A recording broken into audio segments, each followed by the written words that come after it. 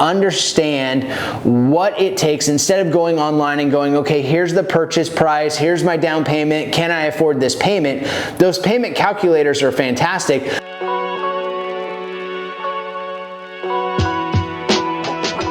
You know, it feels like everything just seems so darn expensive. I mean, going to the grocery store, buying concert tickets, going on an airplane. I mean, even in the news, I keep hearing how home prices keep going up, interest rates are all-time highs, credit card interest is through the roof. Can I really afford a home in 2024? And really, that is a great question to be asking, and why you should be watching this video.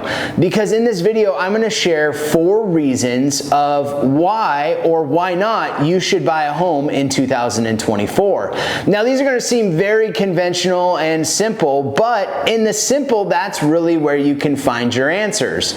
And so with that being said, let's go ahead and get into point number 1, which is having a complete home budget. Now, you're like, whoa, whoa, whoa, Dave Ramsey, calm down. Let's walk through this. Having a complete home budget actually really helps you by understanding your expenses and your income, but also when those expenses come out.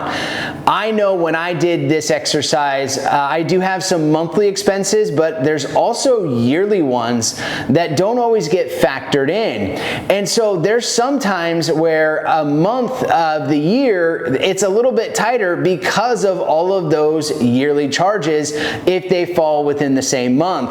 Hence those streaming channels. I know you know what I mean, but it's one of those things where having a complete home budget will really help you understand when everything is leaving your account. Now, with buying a home, you can guarantee a monthly expense, not only in the form of a mortgage, but also with your utilities. And for some, you're already paying those utilities, but if you're not, this is where you start to budget those and really understand, when do things come out of my account? Because again, you do not want those surprises. And so with that being said, having a complete budget is incredibly important. Now, there's a lot of great online tools, or even as simple as an Excel sheet where you can lay it out over the next 12 months of when things hit your account.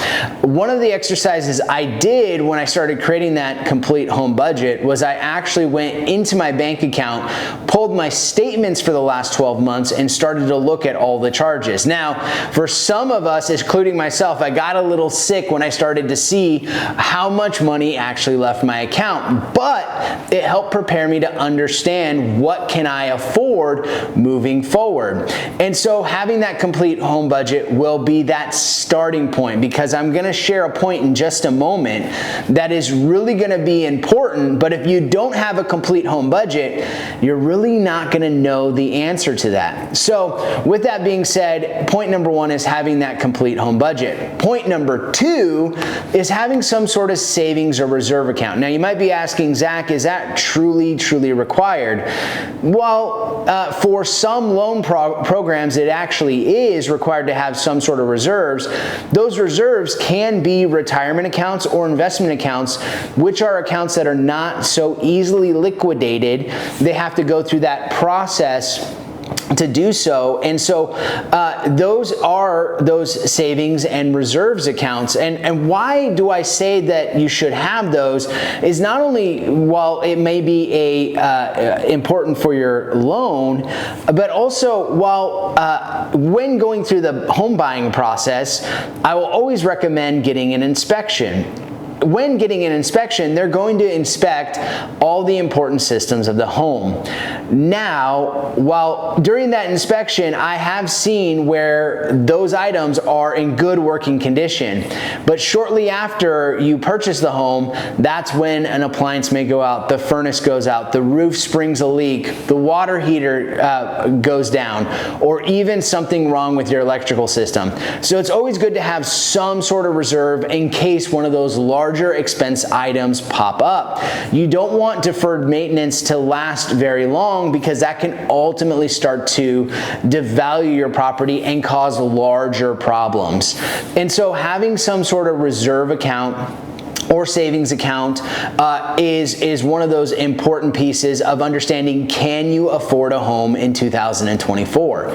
Now, number 3 is your closing costs. And I'll have more information in a different video about those closing costs and why for each of those closing costs, but understanding and knowing your closing costs. Now, one of those items is your down payment. Down payments come in many different percentages. I know you may have heard the conventional, you have to save 20% down. That is not the case, and there's actually some great options out there, especially if this is your first time purchasing a home. Because when you purchase your home, a home for the first time, there's actually programs that allow you to get some level of assistance on that down payment. So it might actually save you additional cash in the front end for you to be able to get into a home. But closing costs are those loan origination fees, appraisal fees, inspection fees, also your impound account, or better known as your escrow account, which is your taxes and your insurance. And so having an understanding of what that's going to cost will actually help you really understand, can you afford a home?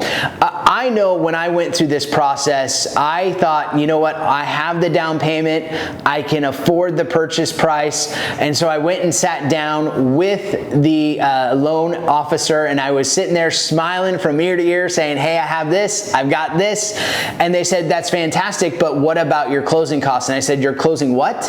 And they explained to me what exactly those were, and I realized that I was actually short on what I could have to afford a home. And so I hope that you would sit down with a professional to understand what it takes, instead of going online and going, okay, here's the purchase price, here's my down payment, can I afford this payment? Those payment calculators are fantastic, but they're not going to share with you the real world costs of buying a home. And so having your closing costs prepared, or saved, or even gifted, that can be an option as well. And so there's many different ways, but counting those closing costs is incredibly important. Now, those are those top 3 tips of whether or not you can afford a home in 2024. This last one will be the kicker and the true decider, and that is being truly comfortable with the monthly payment. And I have seen folks go through this process and want to purchase a home, but come to find out that the monthly payment does not fit within their budget. There's that key word again, budget. That's why it was the first step, is because you cannot really understand what is comfortability if you don't have a budget already established and set up. And so you have to have comfortability within that payment. Each month that payment is going to come due. And so you want to make sure that there is that comfortability of being able to afford it, that it fits within your budget, that it's not going to rob from something else that is important in your life as well. And that way it allows you to enjoy your home instead of feeling trapped by your home. Now, there is some old conventional thinking. Go ahead and get uncomfortable with your payment now, because there's bonuses and raises and different job offers that come up that you'll be able to afford it in the future. And I really want to debunk that, because you cannot tell what is going to happen in the future. And so with that being said, make sure that you're incredibly comfortable with the payment. And really that's going to answer the question, can I afford a home in 2024? I'm going to tell you, while I'd love to say yes, or I'd love to say no, the truth of it is it really depends on you. Now, I could give you 3 similar scenarios, 3 similar people with down payments, with the same debt to income ratio, with the same amount of cash to close, and they're all gonna have different scenarios of whether this is the right time to buy a home. Now, I will say this as kind of a bonus tip, and I think it's one that should be covered, is the question of whether you should buy a home here in 2024 will really come down to, what do you want in a home in 2024? See, there's some some features and amenities that homes have at certain price points and price ranges. And if there are things that are the needs that don't fit within that price range, then it may not be the right time to buy a home. But for instance, if your needs are all met and it makes sense payment-wise, then it absolutely is the right time to buy a home. Home prices are predicted to go up over the next 12 months. And so with that being said, you may not be able to afford not to buy a home right now. I think of this old quote or this old adage. I think Warren Buffett gets credit for it, but it goes like this: when's the best time to buy a house? It was actually 10 years ago or today, right? Like it's one of these things that 10 years ago was the best time to buy a house, but also today is a great time because we know what today is, and we know that right now home prices are predicted to rise. And so with that being said, this is definitely the time to reach out to a professional real estate agent as well as a professional loan officer. Don't go this alone, because I'm going to tell you, they are going to share with you in your specific areas things that you may not be aware of, such as with my particular area in Snohomish County, there are certain price points where features and amenities like simple things like granite countertops or stainless steel appliances, or where a home may have a primary bedroom on the downstairs or some sort of additional structure that could be an accessory dwelling unit or a shop or some sort of additional storage. Those items are only really found in certain price points. And so depending on your price point of where that comfortability is will really depend on those features and amenities. And so with that being said, don't go it alone. Get a professional because they are going to be able to walk you through those different intricacies of buying a home in 2024. So I hope I answered that question for you, because it is one that gets asked often. And don't just give up or feel disappointed if it's a no. There's always something that you can do to better prepare yourself for when it is the right time. And I wanted to share with you, if you do have questions about the home buying process, I've actually included a video up above that I think you should watch. But until next time, friends, thank you so much for watching, and I hope you have a great day. And remember, today's a great day that you can #create positive change. All right, take care.